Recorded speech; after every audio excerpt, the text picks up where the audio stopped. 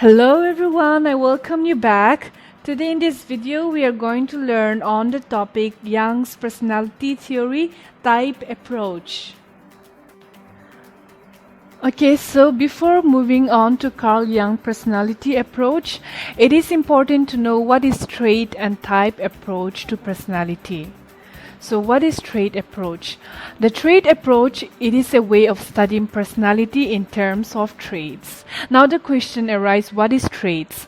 Traits are continuing pattern of behavior and thoughts that are generally stable over time. That means traits are patterns of behavior and thoughts that are consistent. Traits are often the things that people use to describe another person, such as she's very nice, she's very friendly, or he's very rude, he's funny, you're honest, or he's dominant, etc. The trait approach suggests that our personalities are comprised of these differing behavioral traits. Now, what is type approach? Personality types are a group of traits that are thought to always occur together. So, a group of traits that always occur together, that is personality type. So, type theory, it places people together into categories such as introverts, extroverts, etc. Okay, so here we have the picture of Carl Jung. We see his face, we see his picture. Now we are curious to know, who was Carl Jung? Who was he? Carl Jung, he was born in the year 1875. He was a Swiss psychologist and psychotherapist or psychiatrist. He founded analytical psychology and he is best known for his work on archetypes, collective unconscious, and psychological types. Carl Jung, he was the first to introduce the concepts of introversion and extroversion or extraversion, which we commonly call introverts, extroverts. Coming to Carl Jung's approach to personality, let us first see the three parts of human mind or psyche. Jung, he divided the human mind or psyche into three parts. The first, we have the ego. The ego, it is the center of consciousness, but not the core of personality. It carries out our daily activity because it is in conscious level. The second, we have the personal unconscious. Anything that is repressed or that is not in conscious mind, but it can be easily brought back to conscious mind, that is the personal unconscious. For example, thinking back of a childhood memories which is not in your mind at present but can be recollect easily or can be remembered easily if you try. The third, we have the collective unconscious.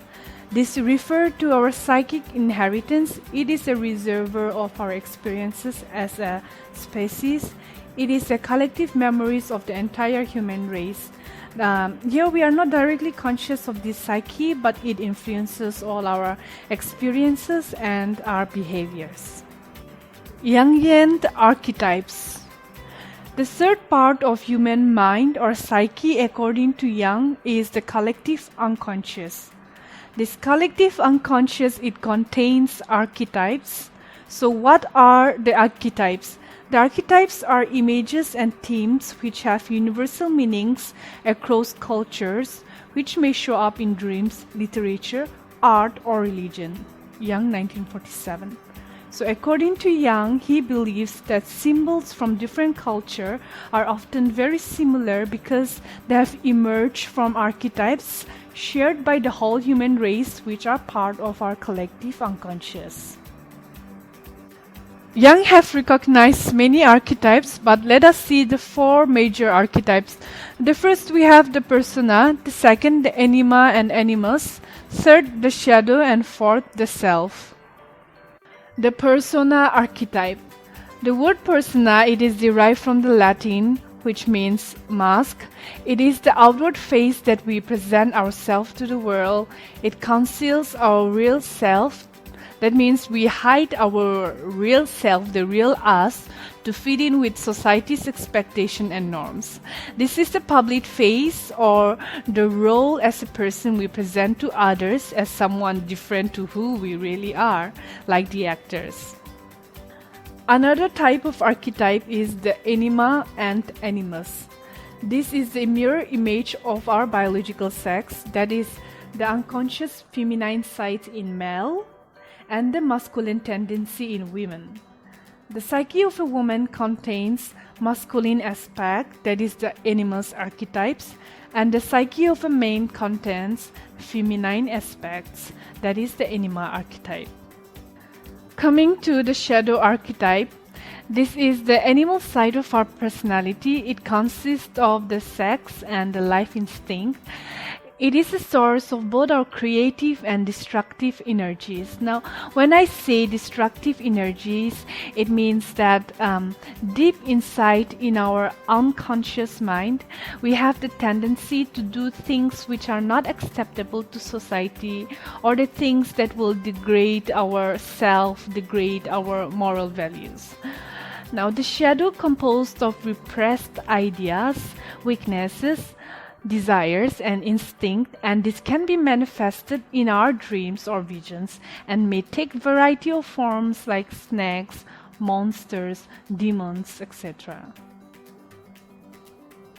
Okay, so let us see the fourth major archetype, the self. This self is our feelings of wholeness and unity, our sense of organization within our personality, our identity. For Jung, the ultimate aim of every individual is to achieve a state of selfhood similar to self-actualization. And in this respect, Jung is moving in the direction of a more humanist orientation. Jung's typology or psychological types. Jung's typology is built on two personality attitudes, extroversion and introversion, and it has four functions: sensation, thinking, intuition, and feeling. Okay, so coming to personality attitudes, Jung, he divided the typology and grouped the people as extraversion and introversion. And we have to remember that each person has both extraversion and introversion characteristics in their personality. So what is this introversion? Introversions are people who prefer to be alone. They tend to avoid others, withdraw themselves from emotional conflicts, and they are shy. These are some few characteristics only. And extraversion is described as an outgoing, candid, and accommodating nature that adapts easily to a given situation. The extroverted nature quickly forms attachment and, setting aside any possible misgivings, often ventures forth into an unknown situation. That means they are adventurous. The second typologies are the four functions: sensation, thinking, intuition, and feeling. The first is sensation. So what is sensation? Sensation is getting information by means of the senses. A sensing person is good at looking and listening and generally getting to know the world. Jung called this one of the irrational functions, meaning that it involves perception rather than judging of information. The second is thinking. Thinking means evaluating information or ideas rationally, logically. Jung called this a rational function, meaning that it involves decision making or judging rather than simple intake of information. The third is intuition. What is intuition? Intuition is a kind of perception that works outside of the usual conscious processes. It is irrational or perceptual, like sensing, but comes from the complex integration of large amounts of information rather than simple seeing or hearing. The fourth is feeling. Feeling, like thinking, is a matter of evaluating information, this time by weighing one's overall emotional response. Jung calls it rational. So we have gone through Jung's typology. Now let us see the different personality types according to him. According to Carl Jung, every person has a dominant life attitude and a primary function that characterized him or her as a certain personality type. By combining the different life attitudes and functions, there are 8 Jung personality types. the extroverted thinking type, the introverted thinking type, the extroverted feeling type, the introverted feeling type, the extroverted sensation type, the introverted sensation type, the extroverted intuitive type, and the introverted intuitive type. In conclusions, Jung ideas have not been as popular as Freud's. However, Jung was the first to identify the two major attitudes, that is introversion and extroversion, which has even led to the development of Myers-Briggs Type Indicator personality assessment.